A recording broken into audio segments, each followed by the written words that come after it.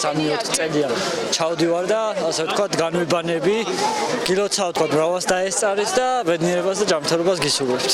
მიულოცეთ თქვენს ნათლებს და ყველას გილოცავ სრულიად საქართველოს გილოცავ ამ ბედნიერ დღეს.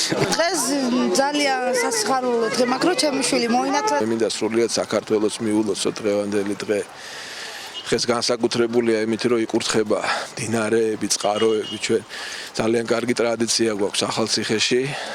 წყლის კურთხევის შემდგომ ტაძრიდან წირვის მერე ჩამოდივართ მდინარე მტკვარზე, სადაც იკურთხება მტკვარი და შემდგომ ყველა მორწმუნე ადამიანს აქვს საშუალება რომ განიბანოს წყალში და ეს არის სიმბოლო უფლის ნათლის ღებისა.